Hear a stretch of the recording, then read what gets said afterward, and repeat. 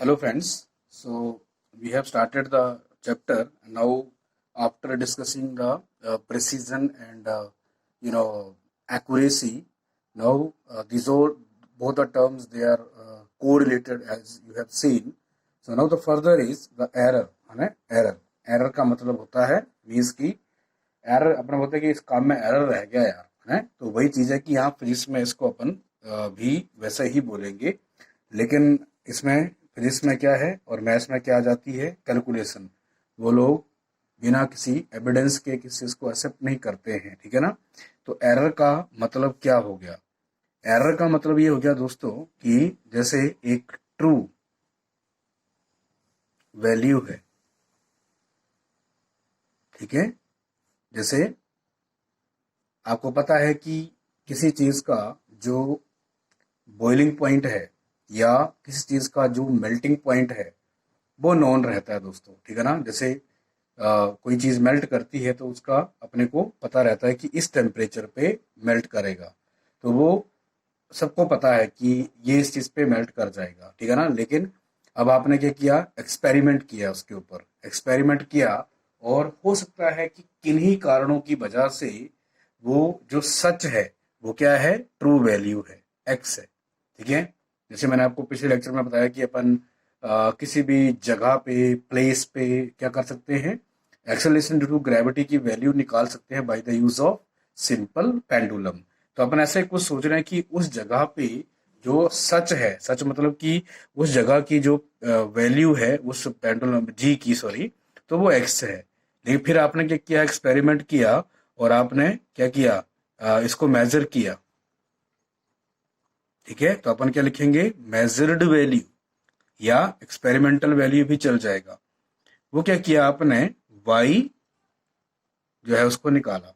अब दोस्तों ये भी इत्तेफाक बोल सकते हैं या को इंसिडेंस बोल सकते हैं कि x y के बराबर आ जाए। जैसे हमने निकाला 9.8 मीटर पर सेकंड स्क्वायर, और जब ऑब्जर्व किया तो भी कितना निकाला, 9.8 है मीटर पर सेकंड स्क्वायर। इसका मतलब हुआ कि आपके काम में कोई त्रुटि नहीं है, कोई कमी नहीं रह गई, आपने बिल्कुल बिंदास 100% काम किया। लेकिन फिजिक्स ये मानती है कि ऐसा होना असंभव है, इम्पॉसिबल है, क्योंकि जहां भी आप मैन्युअली चीजों को जो है वो एक्सपेरिमेंट में डालते हैं तो कभी ऐसा नहीं हो सकता कि 100% वैल्यू आ जाए, क्योंकि कुछ ऐसी चीजें हैं जो जहां पे मौजूद रहती हैं, और भले ही वो 0.0001 क्यों ना हो, लेकिन वो होती जरूर है। इसलिए फिजिक्स मानती है कि जब भी अपन कोई एक्सपेरिमेंट करते हैं तो उसमें 100% एरर की गुंजाइश रहती है। इसीलिए अब आपको समझना है कि ये सच है और ये आपने मेजर किया, तो एरर का मतलब क्या हो गया, इन दोनों का मिसमैच होना। तो मतलब क्या हो गया, error should be true value, है ना, ऐसे बोल सकते हैं, माइनस मेजर्ड वैल्यू, ठीक है। मतलब आपके काम में क्या कमी रह गई, वो ये रह गई। जैसे फॉर एग्जांपल मैंने आपको उस दिन भी बताया था कि जो एक रीडिंग जनरेट करते हैं, जैसे ट्रू वैल्यू किसी प्लेस पे ग्रेविटी की आ रही है 981 सेंटीमीटर पर सेकंड स्क्वायर, ठीक है, और जो मेजर्ड वैल्यू आई वो आ गई 978 सेंटीमीटर पर सेकंड स्क्वायर। ये मैं क्या लिख रहा हूं, सीजीएस में। अब आपको दिख रहा है सामने की सच ये है, और ये क्या है, ये आपके द्वारा जो वैल्यू निकाली है वो है। तो एरर क्या हो गया, एरर हो गया 981 माइनस 978, मतलब वो क्या रह गया, वो उसमें कमी रह गई। अब ये तो कोई भी कर लेगा माइनस, ठीक है ना। तो इस तरह से ये बात हो रही है दोस्तों, ठीक है ना।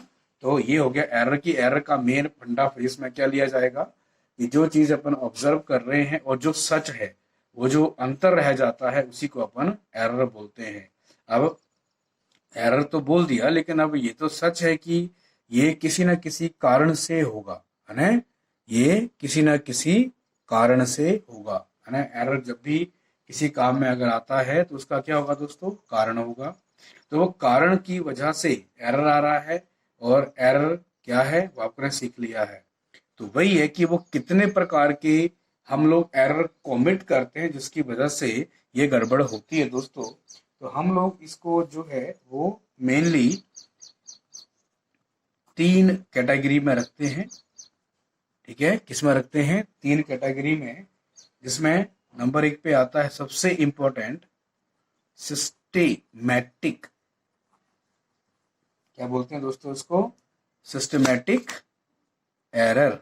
ठीक है, और दूसरे पे आता है रैंडम एरर, और तीसरे पे आता है दोस्तों ग्रोस एरर। ठीक है, ये 3 टाइप के एरर जो है वो होते हैं, जिसमें अगर सबसे ज्यादा कोई इंपॉर्टेंट है तो वो यही है, और वो है सिस्टेमैटिक एरर। बाकी तो जस्ट लिटरेचर टाइप के हैं। तो अपन शुरू करते हैं कि ये जो है आपको अच्छे से पढ़ना है दोस्तों, ये काम का है बहुत ही ज्यादा, सिस्टेमैटिक एरर। ठीक है, अब इसके शब्द में ही कुछ आ गया है क्या? सिस्टेमैटिक। सिस्टेमैटिक मतलब जिसमें कुछ व्यवस्थाएं होंगी, कुछ रूल्स होंगे, कुछ रेस्ट्रिक्शन होंगी, ऐसा बोल सकते हैं। ठीक है ना? तो सिस्टेमैटिक एरर का मतलब ये है दोस्तों कि सिस्टेमैटिक एरर अपन उसको बोलते हैं, ठीक है, जिसका कॉज हमें पता होता है ना? The error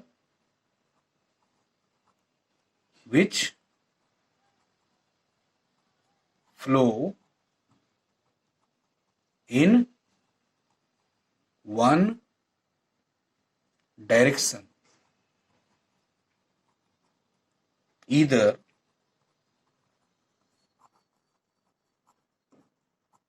positive or negative, and its cause is known, and its cause is known। ठीक है ना? तो ऐसा एरर जिसका हमें कारण पूर्णतया पता होगा, मतलब समझ जाएंगे फट से ये इस वजह से हो रहा है। और ये एरर क्या है बच्चों? इसको मैं लिखा कि फ्लो इन वन डायरेक्शन। इसका मतलब ये होता है कि ये मतलब प्लस या माइनस की शक्ल में इसको देखा जाता है। वो मैं समझाऊंगा कैसे। ठीक है ना? इसको कैसे देखा कि फ्लो इन वन डायरेक्शन का मतलब हो गया कि ये एरर जो है जब भी कमिटेड हो रहा है तो ये या तो पॉजिटिव सेंस में होता है या नेगेटिव सेंस में होता है। तो वो क्या है कि वो तो इंस्ट्रूमेंट से समझने के बाद ही आपको समझ आ जाएगा। ठीक है, तो सिस्टेमैटिक एरर में दोस्तों सबसे पहले आता है, इसके टाइप्स आएंगे अपन है, तो अपन ऐसा लिख सकते हैं कि टाइप ऑफ, क्या बोलेंगे, सिस्टेमैटिक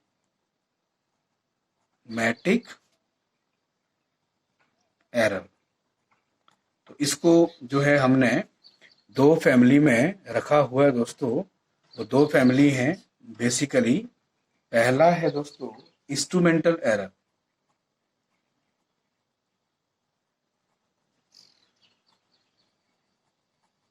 मतलब सिस्टेमैटिक एरर में हम लोग इसको प्रेफर करेंगे दोस्तों। पहला है इंस्ट्रूमेंटल एरर। ठीक है, और दूसरा जो है वो आएगा अपना पर्सनल एरर। क्या आएगा दोस्तों? Personal error.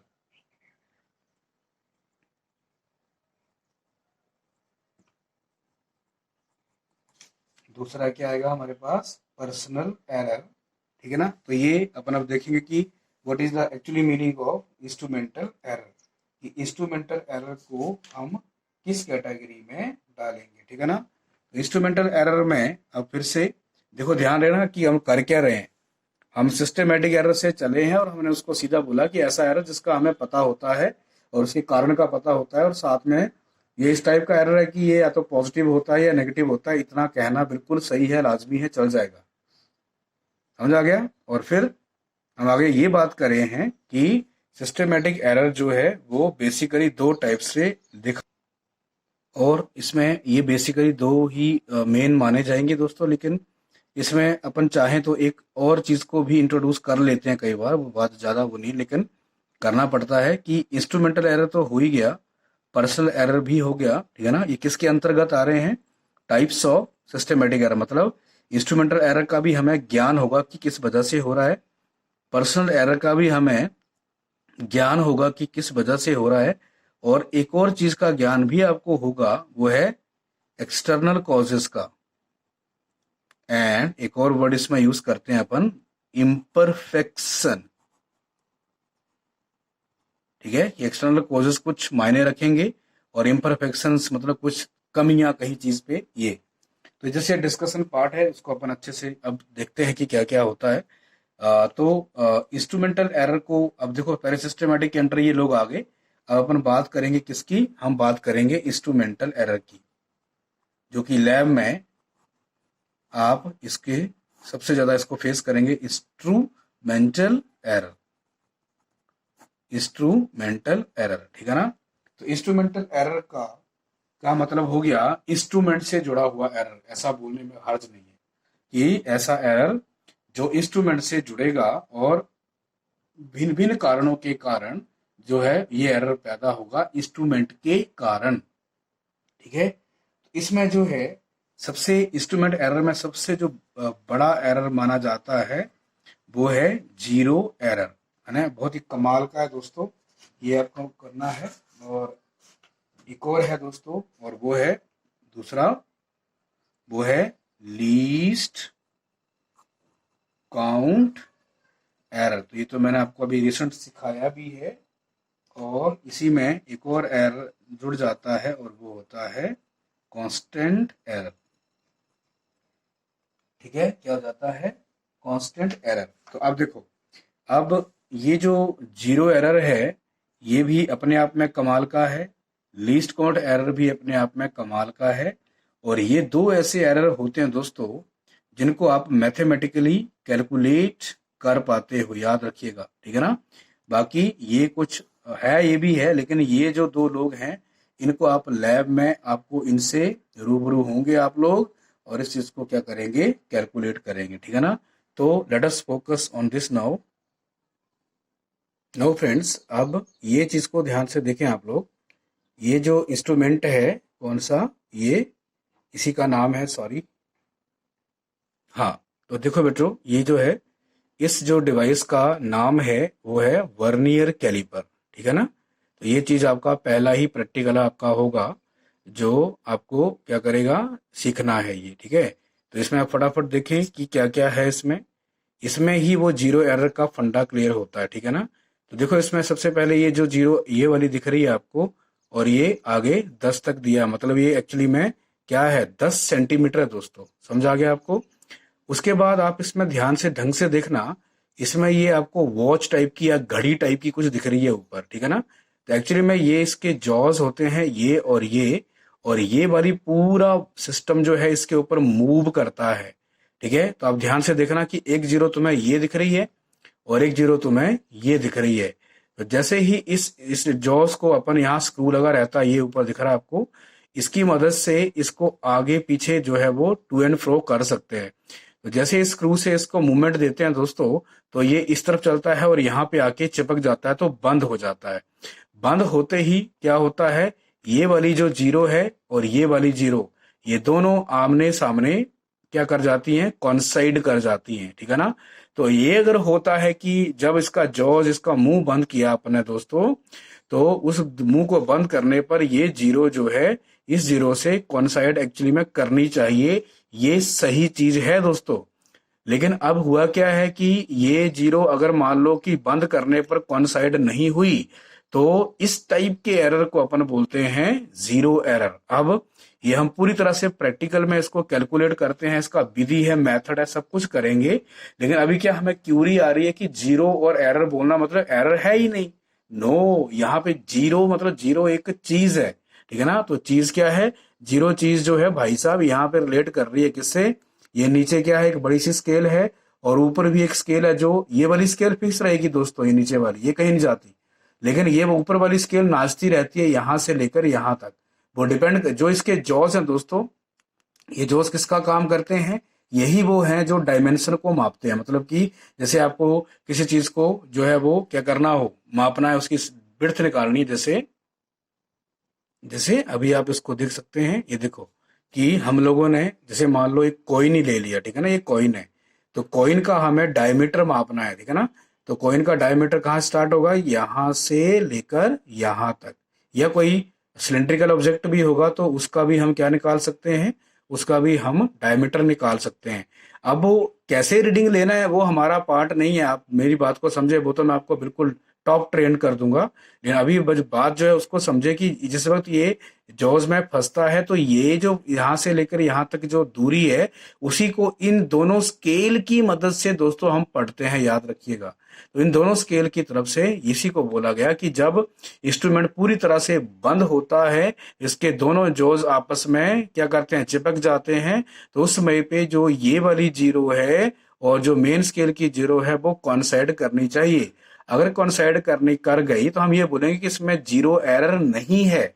और अगर ये कॉन्साइड ना करके ये देखो, ये तो फिक्स है, मैंने बोला ना, ये बंद करने पर हो सकता है कि इससे आगे निकल जाए, ठीक है, या बंद करने पर ये भी हो सकता है कि ये पीछे रह जाए। अब यार ये हम थोड़ी ना कर रहे हैं, ये तो कंपनी वालों ने बना के दिया है और बनाते समय उसने कुछ गड़बड़ियां छोड़ दी तो ये हो ही नहीं रहा है। मतलब जैसे अपन ये जिस तरह से हम लोग जिप को देखते हैं ना, जैसे जिप तो जिप चढ़ा रहे हैं अपन और हमें लगा कि ये पूरी गले तक चढ़ जाएगी, लेकिन कई बार वो अटक जाती है नीचे ही, ठीक है ना। तो अटक जाती है तो समझ रहे हो ना कि मतलब जो हमारी गलती नहीं थी, हम तो चाहते थे कि गले तक जो है वो जिप चढ़ जाए, लेकिन बीच में वो अटक गई। तो ये वही है कि अगर ये अटक गई तो ये जीरो से जीरो कोइंसाइड नहीं करती है और इस टाइप के एरर को ही जीरो एरर बोला जाता है। तो ये किसी सिंपल स्केल में नहीं पाया जाता, ये इन जैसे लोगों में ही पाया जाता है। तो मैं आपको कुछ और भी डिवाइसेस दिखा रहा हूं, ठीक है दोस्तों। अब इसको देखें आप लोग, ये जो बंदा है ये बर्नर कैलिपर के और एडवांस है, ठीक है दोस्तों। तो इसमें भी आप ध्यान से देखें कि इसमें ये इस तरह का ये इंस्ट्रूमेंट होता है, ये भी आपको लैब में करना है। इसके भी बर्नर कैलिपर के भी 3 एक्सपेरिमेंट है और इसके भी 3 एक्सपेरिमेंट है। स्टार्टिंग में टीचर लोग आपको यही करवाएंगे, ठीक है, और मैं आपको ऐसा कराऊंगा कि आप बिल्कुल आईआईटी लेवल तक के क्वेश्चन सॉल्व कर लोगे, ठीक है। अब देखो, वो इंस्ट्रूमेंट को सीखना तो बात की बात है, अभी हम जो सीखना चाह रहे हैं वो क्या है, जीरो एरर। तो दोस्तों इसमें भी क्या हो गया, इसमें भी देखो ये जो है ना, ये लिखा है इसने स्टड, ठीक है ना, और ये इसके बीच के अंदर एक स्क्रू लगा रहता है। तो हम घुमाते कैसे हैं, यहाँ पे ये जो यहाँ पे चीज है ना, इसको ऐसे ट्विस्ट करते हैं, ऐसे ऐसे, ठीक है ना। और ये इसके ट्विस्ट करने से क्या होता है, ये जॉज जो है इसके ये आगे बढ़ते हैं। तो जैसे पहले अपने सीखा कि जॉज को पूरा बंद कर देंगे तो ये है जॉज का, ठीक है। तो जैसे इस जॉ को पूरा क्लोज कर देंगे तो आप देखिएगा इसमें कमाल की चीज क्या है। इसमें कमाल की चीज ये है दोस्तों कि इसमें एक स्केल आपको ये दिख रही है फ्लैट टाइप की, और यहाँ थोड़ा कोशिश करिएगा देखने की, ये जो दिख रहा है आपको ये एक्चुअली में सर्कुलर स्केल है, ऐसे करके गोल, ठीक है। तो अब बस ध्यान रखिएगा कि जैसे ये लिखा भी है इसने, ये नीचे वाली स्केल को पिच स्केल बोलते हैं और उसको सर्कुलर स्केल बोलते हैं। तो ये पिच के चक्कर में नहीं पड़े, ये सब मैं सिखाऊंगा आपको। अब ये इसको पिच स्केल की जगह मेन स्केल भी बोल सकते हो, और ये वैसे ही है जैसे सेंटीमीटर स्केल होती है। और ये ऊपर जो है इसका नाम क्या है, सर्कुलर स्केल, इसमें भी वैसे ही है, पॉइंट्स लगे होंगे। तो मेरा कहने का मतलब कि यहाँ भी जब स्टड पूरे ये जो मुंह है वो बंद कर दिए जाएंगे तो ये जो जीरो है ना, ये आगे खिसकेगी खिसकेगी खिसकेगी, और एग्जैक्टली जब ये पूरा बंद हो जाएगा तो सर्कुलर स्केल की जीरो और ये जीरो बिल्कुल आपस में क्या कर जाती हैं, कॉन्साइड कर जाती हैं। तो इसका मतलब अगर कॉन्साइड कर गई तो जीरो एरर नहीं है। लेकिन बनाने वाले ने गलती छोड़ रखी है, और जब वैसे इसको बंद कर रहे हैं अपन, तो बंद करने पर देखो ये तो फिक्स है, नीचे वाली घूम कौन रही है, ऊपर वाली। तो ये भी हो सकता है कि इस जीरो को लेके ये ऊपर चली जाए, कौन सी, सर्कुलर स्केल की जीरो, या बंद करते समय ये कहाँ रह जाए, पीछे रह जाए। तो ये पीछे और आगे रह जाना मतलब जीरो एरर का जन्म हो गया, ठीक है ना दोस्तों। तो ये है कहानी कि इसमें भी जो है जीरो एरर होता है। Now we can see the third device, ये भी आपके प्रैक्टिकल में है। इसको बोलते हैं दोस्तों स्फेरोमीटर, ठीक है ना, क्या बोलते हैं, स्फेरोमीटर। ये सारे के सारे लोग ऐसा बोल सकते हैं कि लेंथ को ही मेजर करते हैं, लेकिन एक अपने अपने इनके लेवल्स हैं। जैसे लेंथ को कितनी बारीकी से, जो मैंने आपको एक्यूरेसी और प्रेसिजन बताई है उस हिसाब से। तो ये भी बहुत ब्यूटीफुल डिवाइस है, ये भी लैब में आपको आराम से मिल जाएगा, है ना, और सेंटर पे भी रखा हुआ है। तो इसमें भी क्या होता है, इसमें देखो ये अब अच्छे से दिख रही है, ये क्या है, स्केल, कौन सी, सर्कुलर स्केल। और इसमें आप देखें ध्यान से कि यहाँ पे ये जो है, ये देखो ये जीरो दी रखी है, इसकी यहाँ पे ऊपर भी 10 है और नीचे भी 10 है। तो जब इसको बंद किया जाता है, मतलब बंद इन द सेंस कि जब इसको नॉर्मल एडजस्टमेंट पे देखा जाता है, जैसे अपन स्केल को रख देते हैं यूज करके वैसे ही, तो इसका भी ये जीरो जो है और ये देखो सर्कुलर स्केल की जीरो, ये कॉन्साइड करनी चाहिए। तो ये भी अगर कॉन्साइड नहीं करते हैं तो इसमें भी क्या बोलते हैं अपन, इसमें भी जीरो एरर बोलते हैं। ठीक है, तो ये तीनों के तीनों डिवाइस लेंथ को ही मेजर करते हैं, लेकिन डिफरेंट डिफरेंट लीस्ट काउंट के साथ ये मेजर करते हैं। तो ये सारी चीजें जो है हम लोग प्रैक्टिकल लैब में करेंगे, लेकिन अभी मेरा मकसद था आपको जीरो एरर के बारे में समझाना। तो दोस्तों ये है जीरो एरर, ठीक है ना। तो अब आप समझ गए होंगे कि जीरो एरर में अपने को क्या लिखना है, कि this error is involved in instruments like, क्या पहला क्या नाम लिया था मैंने, ये साइंटिस्ट के नाम से है दोस्तों, वर्नियर और कैलिपर। क्या बोलते हैं इसको, वर्नियर कैलिपर। दूसरा क्या दिखाया मैंने आपको, स्क्रू गेज। ठीक है, सब लैब प्रैक्टिकल में करेंगे अपन। और तीसरा क्या सिखाया मैंने, सफेरो, स्फेयर से बना है सफेरोमीटर।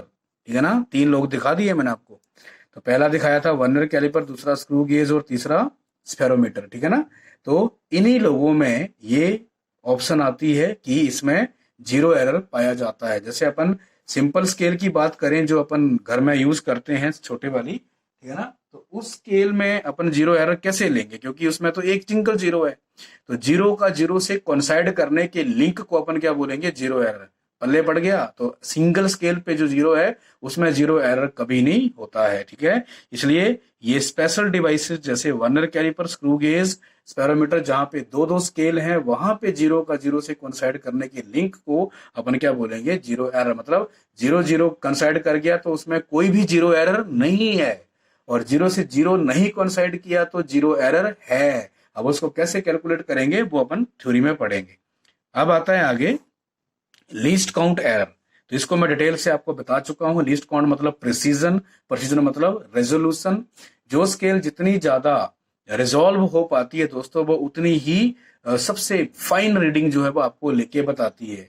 तो अब आपको मैं सिखाना चाहूंगा कि कैसे ये किया जाता है। देखो, लीस्ट काउंट एरर समझने के लिए हम इसको सीखेंगे। ये देखो, यहाँ पे जीरो पे डाल दो क्या, मेन स्केल। मेन स्केल का मतलब हो गया सिंपल स्केल। ठीक है ना, तो हमें सिंपल स्केल कहीं फेल होती हुई नजर आई दोस्तों, तो हमने क्या यूज किया, वर्नियर कैलिपर। वर्नियर कैलिपर कहीं फेल होता हुआ नजर आया तो हमने क्या यूज किया, स्क्रू गेज। आगे नहीं बढ़ना, ये अलग बंदा है। ठीक है ना, तो ये तीनों में लिंक है दोस्तों। मैं लिंक समझाता हूं तुम्हें कि लीस्ट काउंट एरर का मतलब यहाँ पे कैसे आता है।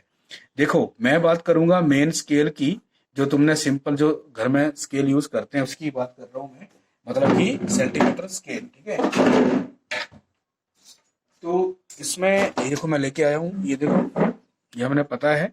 इसमें हमने कल उस दिन भी सीख लिया था कि इसमें जो खासियत क्या है, इसमें खासियत यह है कि इस स्केल का जो लीस्ट काउंट है वो कितना होता है, 1 mm, मतलब 0.1 सेंटीमीटर, मालूम है ना। तो इसका लीस्ट काउंट कितना हो गया, 0.1 सेंटीमीटर। तो मैंने सिखा दिया था कि ये किसी भी 1 सेंटीमीटर को 10 हिस्सों में तोड़ देता है, मतलब it resolve the 1 centimetre distance into 10 part. तो इसकी एक्यूरेसी कितनी हो गई, 10th part of A centimetre, समझिएगा। तो अब मैं यही तो आपको सिखाना चाह रहा हूं कि जो वर्नियर कैलिपर है अब, या वर्नियर जो भी है, वर्नियर डिवाइस जो है, जो मैंने आपको अभी पिक्चर दिखाई है, वो क्या कर लेता है पता है आपको, वो ये कर लेता है 0.01 सेंटीमीटर। ठीक है, तो इसका लीस्ट काउंट कितना है, 0.1 सेंटीमीटर, जिसका मतलब हो गया 1/10 सेंटीमीटर। और वर्नियर कैलिपर का least count beautiful, it is 0.01, और बारीक है। ठीक है, इसलिए ये क्या कर पा रहा है, ये 1 सेंटीमीटर को ऐसा बोल सकते हैं कि 100 भागों में, 100 पार्ट में रिजॉल्व कर लेता है। तो ये और बिल्कुल फाइन रीडिंग दे सकता है। और अब आप हिल जाएंगे कि ये जो अगला बंदा है स्क्रू गेज, ये तो और माइंड ब्लोइंग है। इसका लीस्ट काउंट है 0.001 सेंटीमीटर, सो ब्यूटीफुल है ना। तो ये क्या कर लेता है, ये 1 सेंटीमीटर को 1000 पार्ट में रिजॉल्व कर देता है। तो ये मैंने आपको सिखाना था कि जीरो एरर तो आया, वो अलग कॉन्सेप्ट आ गया, लेकिन लीस्ट काउंट एरर मतलब क्या हो गया कि किसी भी स्केल में कितना रेजोल्यूशन है, वो कितनी बारीक बारीक रीडिंग ले सकती है, तो उसको बोलते हैं अपन लीस्ट काउंट एरर। तो लीस्ट काउंट एरर में मैंने आपको सिखा दिया कि एमएस क्या है, ये आपको सिर्फ 0.1 सेंटीमीटर का ही सही दे पाएगा। उससे पीछे कुछ होगा, जैसे आप पेज ले लो और पेज की थिकनेस स्केल से मापने लगो, तो पेज तो दो डिवीजन के बीच में, जैसे ये बड़ी बड़ी डिवीजन होगी तो पेज उसके बीच में नाच लेगा बढ़िया से, तो उसका मतलब वो आप गलत मतलब रीडिंग उससे ले ही नहीं पाओगे। तो उसके बाद आपने वर्नर कैलिपर देखा, तो वर्नर कैलिपर क्या है, और बारीकी से 1/100 मतलब कि 1 सेंटीमीटर के 100 भागों तक माप के दे देगा आपको। और जो स्क्रू गेज है वो यही वो बंदा है जो पेस्ट की थिकनेस बड़े सक्सेसफुली निकाल सकता है। कौन? Screw gauge. क्योंकि इसमें देखो कितनी बारीक है, वो सेंटीमीटर के 1000 टुकड़े करना। कैन यू इमेजिन, आपने 1 सेंटीमीटर देख रखा है, उसके 100 टुकड़े तक ये बारीक से उसको रिजॉल्व कर सकता है और उसकी अच्छे से रीडिंग ले सकता है दोस्तों। तो इसी को बोलते हैं अपन लीस्ट काउंट एरर। ठीक है। उसके बाद जो है कांस्टेंट एरर, तो इसका कोई वो नहीं है। यही है कि अपन बार बार जैसे अपना अपना एक रीडिंग थोड़ा सा फॉल्टी आया तो हमने फिर से किया, फिर से आ गया, हमने फिर से किया, फिर से आ गया। तो मतलब कि एक ऐसा एरर जो बार बार एक डिवाइस में लगातार आ रहा है, तो उसका मतलब एक ही हुआ कि उस डिवाइस में क्या है, उस डिवाइस में एक पर्टिकुलर खराबी है जो ठीक नहीं हो रही है और वो एरर उसमें बना रहता है। तो मतलब कि after taking the repeated observations we are getting again and again the same error, that is called as a constant error. But इसको फोकस ना करें ज्यादा, आप इन दोनों पे फोकस करें अच्छे से, और जो मैंने बातें करी हैं इनको आप अच्छे से नोट्स बना के करिएगा। और soon I will give the second lecture.